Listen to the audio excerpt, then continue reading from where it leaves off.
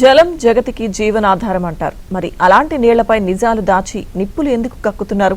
Assembly ఎన్నికలకు ముందు మేడిగడ్డ ప్రాజెక్టులో కనిపించిన చిత్రం బహిరంగ రహస్యం. మరి విచారణ పేరిట, అవకతవకల పేరిట రాజకీయాన్ని రగిలించిందెవరు? నీళ్ల నుంచి వస్తున్న నిప్పు రవ్వలతో చలి కాచుకుంటూ పాలిటిక్స్ చేస్తోందెవరు? ఇవాల్టి హైకోర్టు తీర్పు ఎవరికి అనుకూలం, మరెవరికి ప్రతికూలం? జగడాల మారి జల రాజకీయంలో అసలు నిజం నీటి మీద రాతేనా?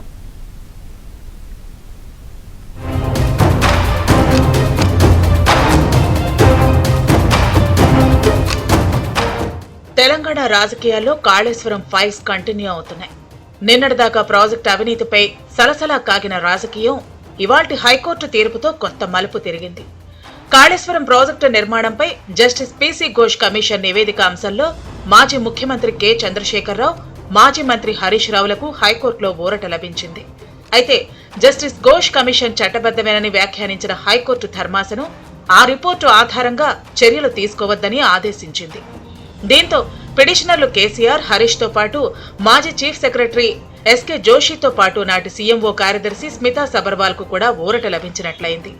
కాళేశ్వరం ప్రాజెక్టులో అవినీతి జరిగిందంటూ 2024 మార్చిలో జస్టిస్ పీసీ ఘోష్ కమిషన్ ను నియమించింది రేవంత్ రెడ్డి ప్రభుత్వం.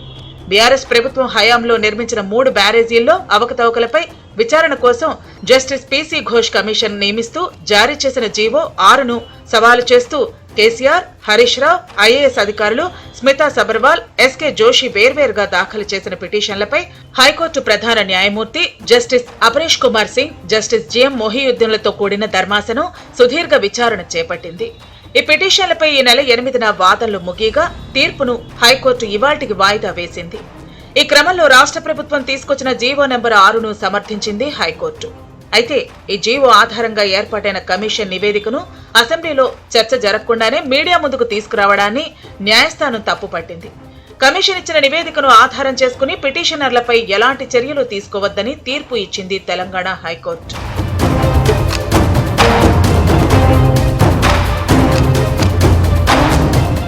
హైకోర్టు తీర్పుపై అటు విపక్ష బీఆర్ఎస్, అధికార కాంగ్రెస్ నాయకులు ఎవరికి వారు అనుకూల భాష్యం చెప్పుకుంటున్నారు. కోర్టు తీర్పు వెలువడిన తర్వాత ముఖ్యమంత్రి రేవంత్ రెడ్డితో సమావేశమయ్యారు నీటిపారుదల శాఖ మంత్రి ఉత్తమ్ కుమార్ రెడ్డి. విజిలెన్స్, ఎన్డీఎస్ఏ నివేదికల ఆధారంగా చర్యలు తీసుకునే అంశంపై చర్చించినట్లు సమాచారం. ఇప్పటికే ఈ అంశంపై సీబీఐ విచారణ కోరి 9 నెలలు అవుతున్నా కేంద్రం స్పందించలేదు. కేంద్రంపై ఒత్తిడి పెంచే అంశంతో పాటు హైకోర్టు తీర్పుపై సుప్రీంకోర్టుకు వెళ్లాలా వద్దా అనే దానిపై సీఎంతో చర్చించారు ఉత్తమ్. అయితే కాళేశ్వరం ఇష్యూపై హైకోర్టు ఎవరికీ క్లీన్ చిట్ ఇవ్వలేదని, కమిషన్ ఏర్పాటు సరైందేనని హైకోర్టు అభిప్రాయం వ్యక్తం చేసిన విషయాన్ని గుర్తు చేశారు మంత్రి ఉత్తమ్. కోర్టు తీర్పుపై గురువారం నాటి కేబినెట్ భేటీలో చర్చించాక భవిష్యత్ కార్యాచరణ ప్రకటిస్తామన్నారు ఉత్తమ్. తమకు వచ్చిన రిపోర్టులో కాళేశ్వరం ప్రాజెక్టులో భాగంగా నిర్మించిన మేడిగడ్డ, సుందిళ్ల, అన్నారం 3 బ్యారేజీల్లో ఫాల్ట్ ఉందని, పనికిరాని ప్రాజెక్టు కట్టి మళ్లీ పైనుంచి సలహాలు ఇవ్వడమేంటని ఆఫ్ ద రికార్డుగా ప్రశ్నించారు మంత్రి. మేడిగడ్డలో 2 ఫిల్టర్లు మాత్రమే కూలిపోయాయని బీఆర్ఎస్ నేతలు చెప్పడమేంటని నిలదీశారు. సీబీఐకి పంపిన రిపోర్టులో ఎవరి పేర్లను మెన్షన్ చేయలేదని, ఘోష్ రిపోర్టు యథావిధిగా సీబీఐకి పంపామని క్లారిటీ ఇచ్చారు మంత్రి ఉత్తమ్. నోటీసుల అంశం కేవలం టెక్నికల్ మాత్రమే అని, అవకతవకల అంశాన్ని హైకోర్టు ఎక్కడా కొట్టివేయలేదని, విజిలెన్స్ నివేదికలో ఎన్డీఎస్ఏతో పాటు జస్టిస్ పీసీ ఘోష్ నివేదికల్లో ప్రాజెక్టులో లోపాలు బహిర్గతం అయ్యాయని, 1,00,000 కోట్లతో ప్రాజెక్టు కడితే 3 ఏళ్లకే దెబ్బతిందంటే నిర్వహణ లోపమేనని, బాధ్యులపై కఠిన చర్యలు తప్పవని వార్నింగ్ ఇచ్చారు ఉత్తమ్ కుమార్ రెడ్డి. జస్టిస్ ఘోష్ కమిషన్ నివేదికపై హైకోర్టు ఇచ్చిన తీర్పును స్వాగతిస్తున్నట్లు చెప్పారు మాజీ మంత్రి హరీష్ రావు. ఈ తీర్పుతో కాంగ్రెస్ రాజకీయ కుట్రలు బహిర్గతం అయ్యాయన్నారు.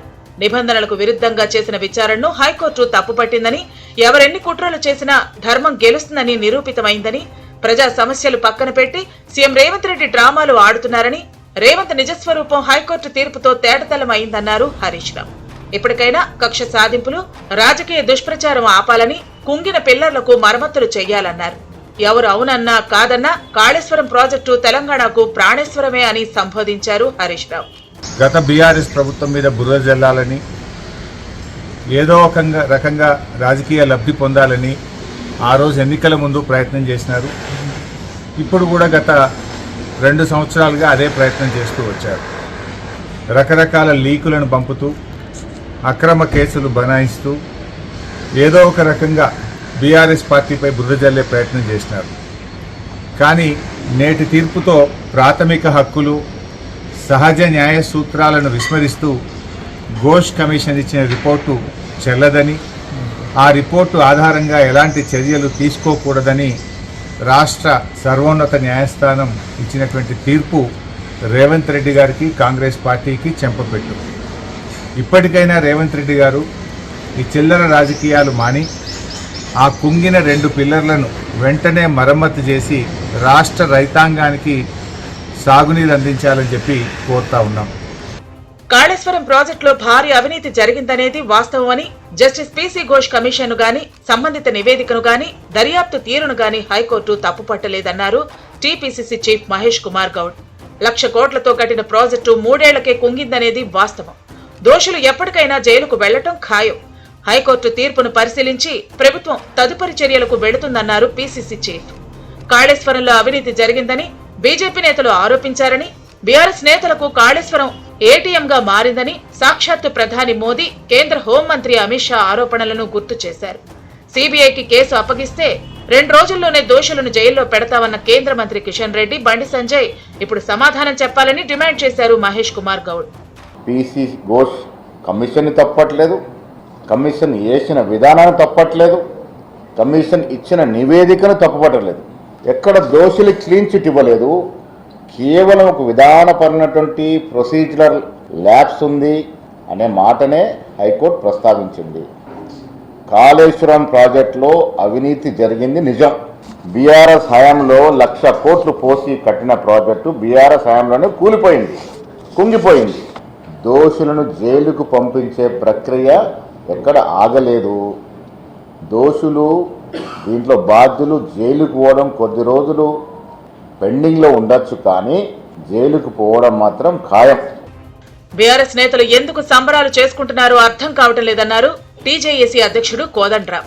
కాళేశ్వరం ప్రాజెక్టు నిర్మాణంలో అవినీతి జరిగిందని, లోపాలు ఉన్నాయని కాగ్, విజిలెన్స్, ఎన్డీఎస్ఏ రిపోర్టులు ఇచ్చాయని, వీటి ఆధారంగా కూడా చర్యలు తీసుకోవచ్చన్నారు కోదండరాం. ఎవ్వరికి చెంపపెట్టు కాదండి. జాతీయ స్థాయిలో ఉన్న అనేక సంస్థలు దీంతో ముడిపడి ఉన్నాయి కాబట్టి పర్మిషన్లకు సంబంధించి, టెక్నికల్ అనుమతులకు సంబంధించి అనేక సంస్థల భాగస్వామ్యం ఉంది కాబట్టి దాన్ని దృష్టిలో పెట్టుకొని రాష్ట్ర ప్రభుత్వం సిబిఐకి విచారణకు అప్పజెప్పినప్పుడు సిబిఐ బాధ్యతతో తన పనిని పూర్తి చేయాలి. చేయకపోతే అది బాధ్యతారాహిత్యమవుతుంది, సిబిఐ తప్పు చేసినట్టు అవుతుంది. సిబిఐ అడగాలి కదండి, వాళ్ళు ఎంక్వైరీ జరిగి ఏమో కావాలంటే అది ఇస్తారు. ఎంక్వైరీ చేయనంటే ఎట్లా కుదురుతుందండి? ఎంక్వైరీ చేయాలి కదా. 9,000 అడిగినారు కాబట్టి నేను ఎంక్వైరీ చేయనంటే ఎట్లా? 9,000 కోట్లకు కూడా చేయాలి, 9 రూపాయలైనా చేయాలి. సర్కారు సొమ్ము పోయినప్పుడు ఎంక్వైరీ చేయనంటే ఎట్లా కుదురుతుంది? చేయాలి. జడ్జిమెంట్ వల్ల వచ్చే పెద్ద ప్రయోజనం ఏముంది, ఊరట ఏందో నాకైతే అర్థం కాలేదు. ఎంక్వైరీకి కానీ, ఒక జరిగినటువంటి అవకతవకలపైన చర్యలు తీసుకోవటానికి కానీ, దానిపైన ఒక కేసు నమోదు చేయటానికి కానీ, ఇవి ఏవి కూడా ఆటంకాలు. ఈ తీర్పు అనేది ఆటంకం కానే కాదు. అటు హైకోర్టు తీర్పు కాంగ్రెస్ వైఫల్యాన్ని బహిర్గతం చేసిందన్నారు కేంద్ర మంత్రి కిషన్ రెడ్డి. కోర్టు తీర్పు ప్రభుత్వ నిర్లక్ష్యం, అసమర్థతకు నిదర్శనమన్నారు. కాళేశ్వరం ప్రాజెక్టులో భారీ అవినీతి జరిగినట్లు ఆధారాలు ఉన్నప్పటికీ కోర్టు ముందు ప్రవేశపెట్టడంలో కాంగ్రెస్ విఫలమైందని, రేవంత్ సర్కార్ మాటల ప్రభుత్వమేనని మరోసారి నిరూపితమైందని మీడియాకు విడుదల చేసిన ప్రకటనలో చెప్పారు కిషన్ రెడ్డి. అటు ఈ నెల 20న రాజకీయ ప్రయోజనాల కోసం సీఎం రేవంత్ రెడ్డి మేడిగడ్డ ప్రాంతాన్ని సందర్శించిన ఈ కార్యక్రమానికి ఎన్డీఎస్ఏ చైర్మన్ అనిల్ జైన్ ఎలా పాల్గొంటారని ప్రశ్నించారు కేంద్ర హోంశాఖ సహాయ మంత్రి బండి సంజయ్. అనిల్ జైన్ పై చర్యలు తీసుకోవాలని ఈ మేరకు కేంద్ర జలశక్తి మంత్రికి బండి సంజయ్ లేఖ రాశారు. భవిష్యత్తులో బ్యారేజీలకు మరింత నష్టం జరిగితే ఎన్డీఎస్ఏపై కాంగ్రెస్ ప్రభుత్వం నిందలు మోపే ప్రమాదం ఉందని, కేంద్ర ప్రభుత్వానికి చెడ్డ పేరు తెచ్చేందుకు యత్నిస్తున్నారని, అనిల్ జైన్ పై వెంటనే క్రమశిక్షణ చర్యలు తీసుకోవాలని ఆ లేఖలో పేర్కొన్నారు బండి సంజయ్. కాళేశ్వరం తెలంగాణ వరప్రదాయిని అని విపక్షం, 1,00,000 కోట్లతో కట్టి కూళేశ్వరం చేశారని అధికార పక్షం. ఇలా ఇద్దరి మధ్య ఫైటింగ్ పతాక స్థాయికి చేరింది. కాళేశ్వరం ప్రాజెక్టులో భాగంగా కట్టిన మేడిగడ్డ బ్యారేజీ పిల్లర్లు 2023 అసెంబ్లీ ఎన్నికలకు కొద్ది రోజుల ముందు కుంగాయి. అప్పట్లో రాజకీయంగా పెను సంచలనం సృష్టించింది. ప్రాజెక్టు నాణ్యతపై తీవ్ర సందేహాలను రేకెత్తించింది. కాళేశ్వరం ప్రాజెక్టులో అత్యంత కీలకం మేడిగడ్డ బ్యారేజీ. జాతీయ డ్యాం భద్రతా అథారిటీ ఎన్డీఎస్ఏ నివేదిక ప్రకారం ప్రాజెక్టు డిజైన్, నిర్మాణం మరియు నిర్వహణలో తీవ్రమైన లోపాలు ఉన్నట్టు తేలింది వాస్తవం. ఇక కాళేశ్వరం ప్రాజెక్టును బీఆర్ఎస్ ప్రభుత్వం ఏటీఎంలో వాడుకుందని, కాంట్రాక్టర్లకు లాభం చేకూర్చేలా ప్రాజెక్టు డిజైన్ మార్చారని నాటి విపక్ష కాంగ్రెస్, బీజేపీలు తీవ్ర ఆరోపణలు చేసింది కూడా నిజం.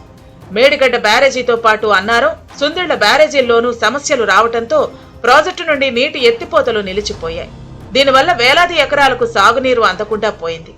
ఇక అన్నిటికీ మించి కాళేశ్వరం ప్రాజెక్టు నిర్మాణానికి తీసుకున్న రుణాలకు వడ్డీల రూపంలోనే తెలంగాణ ప్రభుత్వం ఏటా 1000 కోట్లకు పైగా భరిస్తోంది. కట్టిన కట్టడాన్ని తిరిగి వినియోగంలోకి తేవడంపై రేవంత్ సర్కారు ఓ వైపు కసరత్తు చేస్తుంటే, ఇంజనీరింగ్ విభాగం నిపుణుల్లా విపక్ష బీఆర్ఎస్ నేతలు 2 పిల్లర్లే కుంగాయని మాట్లాడడాన్ని ఎలా చూడాలి?